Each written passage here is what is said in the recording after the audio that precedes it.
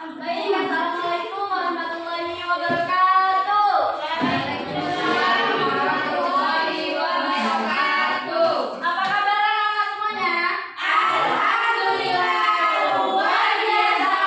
Allahu Akbar. Yes, yes, yes. Udah semangat semuanya ya? Semangat ibu.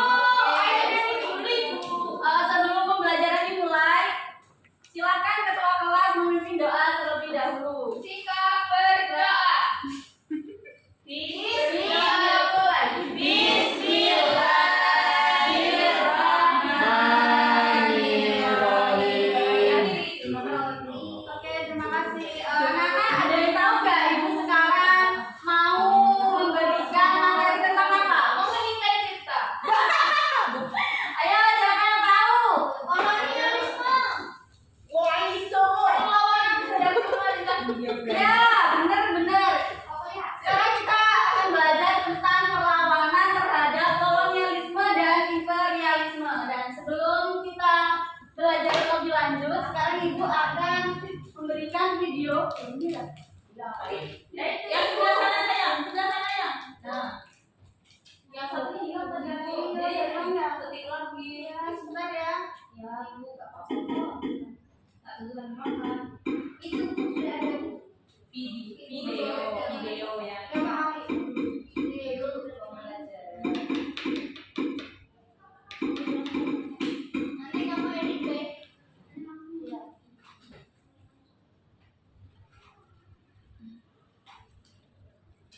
Silakan anak-anak tonton ini dulu ya.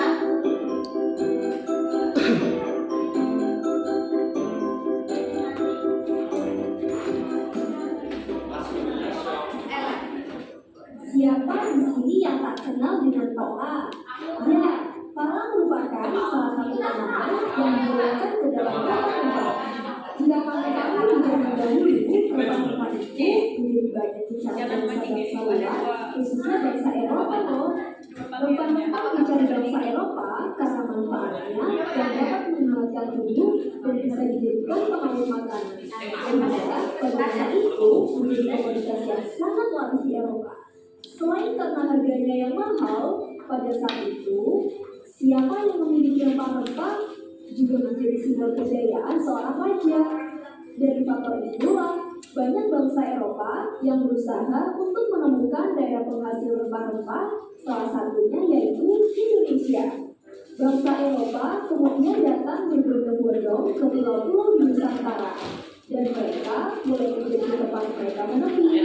Satu persatu di sinilah awal mula terjadinya kolonialisme. Penjajahan bangsa-bangsa Eropa ke Nusantara tergolong sebagai kolonialisme dan imperialisme.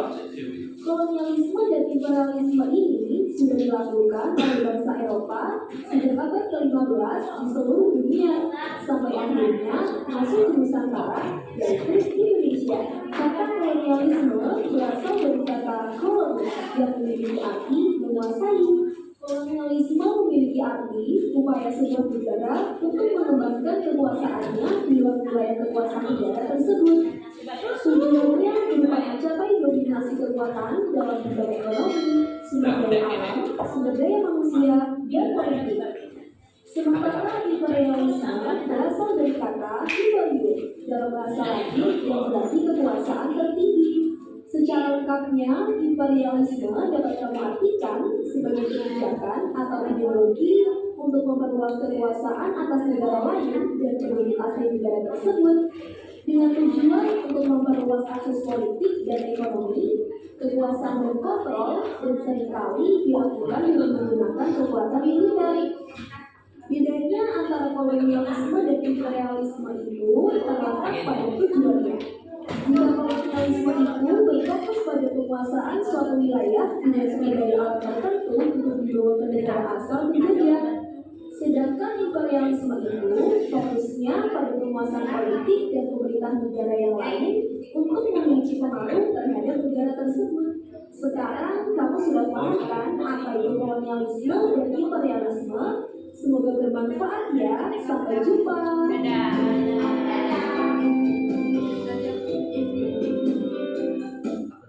Oke anak-anak, dari sini ada yang bisa menyimpulkan nggak apa itu kolonialisme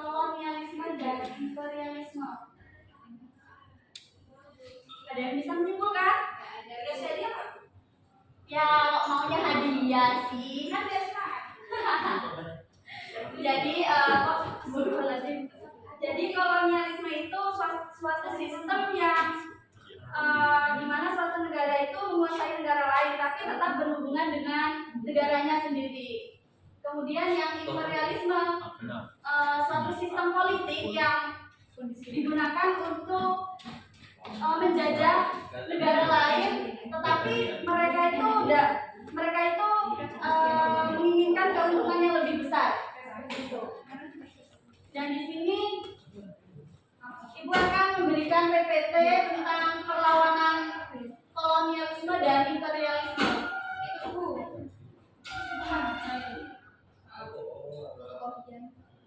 Yang atas mereka.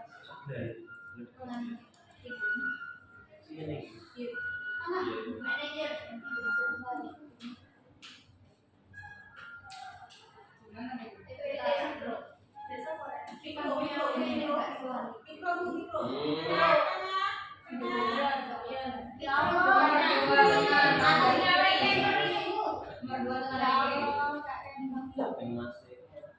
Itu penyimpanan bisa lepas turun. Nah, oh ya.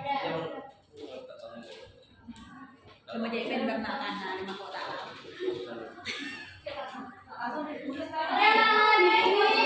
Ibu akan menyajikan materi tentang perlawanan terhadap kolonialisme dan imperialisme.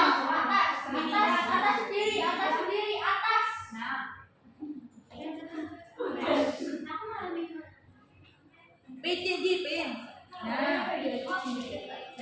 Jadi perlawanan terhadap kolonialisme dan imperialisme itu dibagi menjadi dua.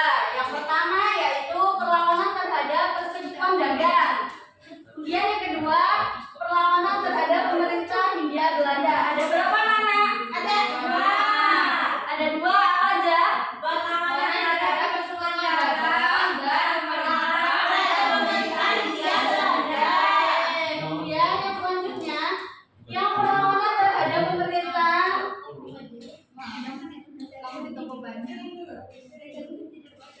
perlawanan terhadap persekutuan dagang. Yang pertama yaitu pada zamannya Sultan Bagus mengusir Portugis. Jadi pada saat itu pada abad ke-16 di wilayah Ternate Maluku Utara, Sultan Bagus memiliki perlawanan sengit terhadap kehadiran Portugis yang mencoba menguasai daerah tersebut. Kemudian yang kedua ada perlawanan Aceh. Pada awal abad ke-16 juga, Aceh adalah salah satu kerajaan Islam terbesar di Asia Tenggara dengan kekuatan maritim yang kuat. Namun setelah kedatangan Belanda pada abad ke-19, konflik antara Aceh dan Belanda menjadi semakin intens. Kemudian yang perlawanan Aceh ini dipimpin oleh Sultan Iskandar Muda. Kemudian yang selanjutnya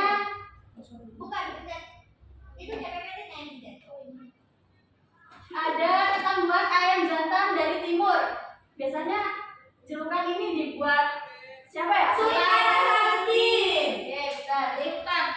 Jadi ayam jantan dari timur itu adalah julukan dari Sultan Hasanuddin, Raja Goa di Sulawesi Selatan yang sangat tangguh dan sangat ditakuti oleh Belanda.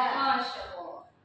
Kemudian yang selanjutnya ada serangan Mataram terhadap VOC. Serangan Mataram terhadap VOC itu terjadi pada tahun 1628. Ini ya gambarnya yang ini ya. Yang ini anak-anak. Oh yang ini anak-anak. Ya Bu. Kemudian yang selanjutnya perlawanan terhadap pemerintah Belanda, pemerintah Hindia Belanda. Dan ini ada peta perlawanan terhadap Belanda. Anak-anak kelihatan apa enggak? Kelihatan ya. Yang pertama itu ada Perang Maluku yang dipimpin oleh Kapitan Patimura pada tahun 1817. Itu juga banyak.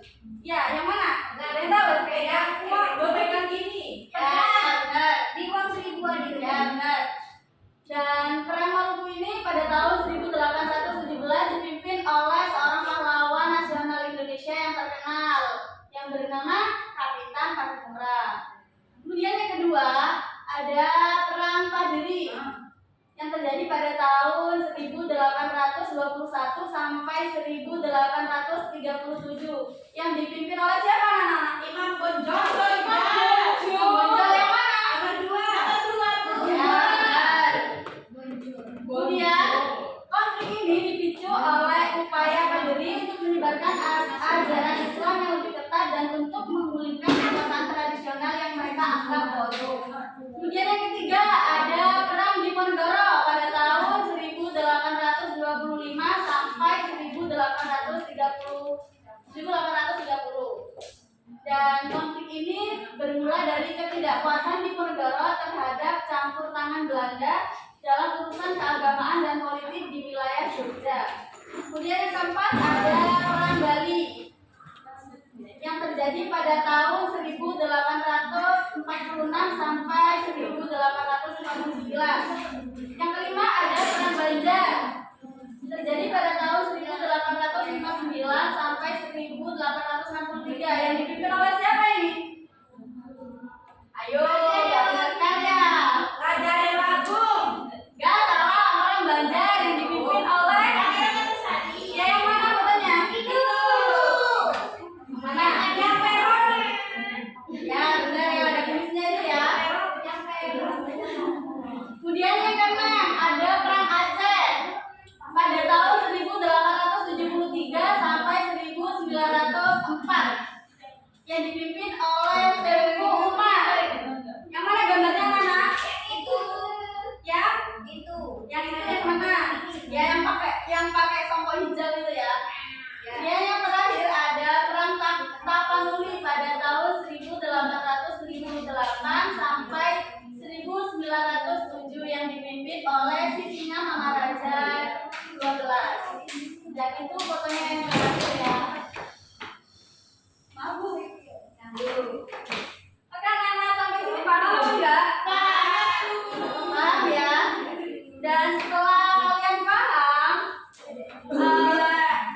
waktunya sekarang Ibu memberikan tugas dan silakan kalian menguraikan salah satu perlawanan terhadap pemerintah kolonialisme dan imperialisme. Satu aja ya. Misal kayak Perang Paderi itu kalian uraikan gimana-gimananya. Dan Ibu akan membagi dengan 4 kelompok ya. Kelompok 1, kelompok 2. Ya. Silakan maju semua kemudian kalian presentasi ya. Ibu beri waktu 2 detik. 1. Oke, anak-anak silakan. Kelompok 4. Kelompok 1. 2. Kelompok 3.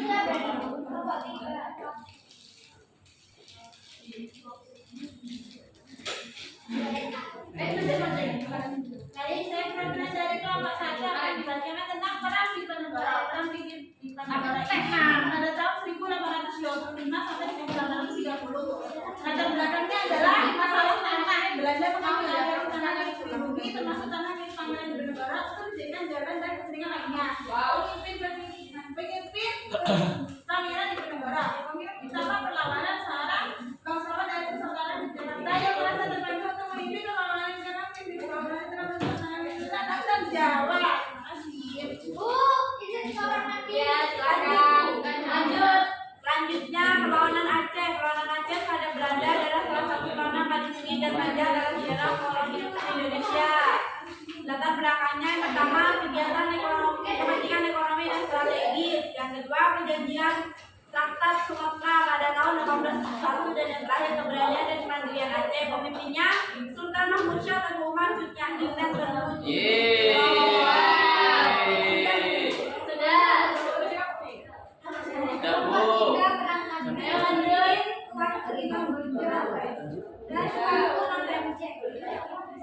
Selanjutnya Perang Banjar. Perang Banjar yang berlangsung dari tahun 1859 hingga 1905 adalah salah satu perlawanan besar di Kalimantan Selatan terhadap kolonialisme Belanda. Oke, terima kasih ya. Dan sekarang setelah kalian presentasi, Ibu punya pertanyaan buat kalian.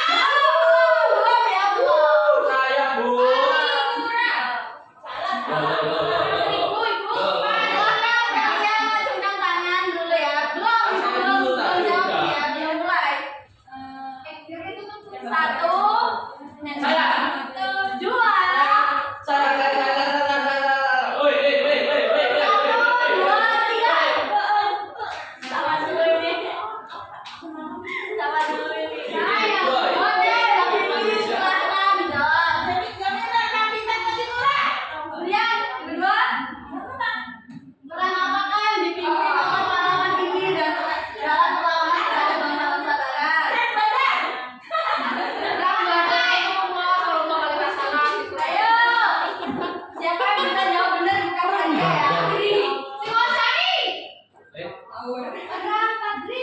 Salah, 80. Salah ya. Langsung berapa, Dri? Ayo.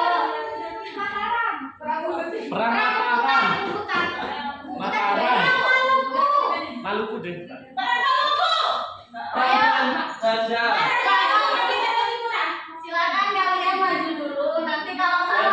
Perang Gajah. Perang. Oh, enggak. Berapa nih kamu? Silakan maju dulu, anak-anak. Saya dulu. Enggak asik. Siapa? Yakin? Yakin? 100% yakin? Tadi saya baca, Bu. Saya baca. Punya saya yang jawab. Berapa nih? Kita lihat jawabannya ya. Oke, benar. Lagi. Perang Maluku.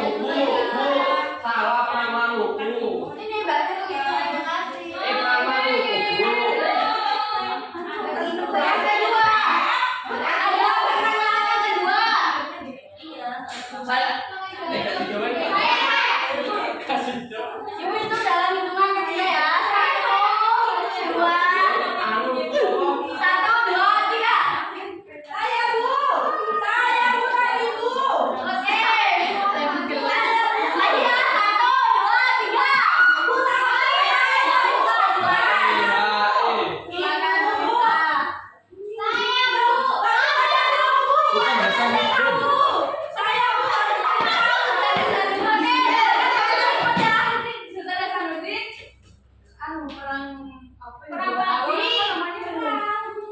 Oh, itu enggak ada aku.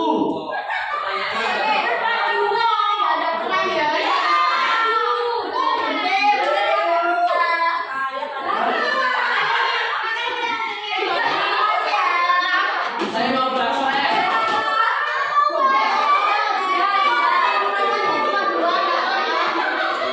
Belum nyanyi, Bu. Belum nyanyi ya. Ulas. Bu masih kurang 3 menit. Dua ya, sekarang kita nyanyi. Itu loh. Nyanyi Sekop. kalian pendidikan cipta aja ya. Oh. Itu Bu sebagai bentuk Rasa syukur. rasa syukur kita pada para pahlawan yang sudah mendahului kita. Gak apa-apa. Ayo, dirijen. Ya, siapa yang mau dirijen? Silakan. Volume menit.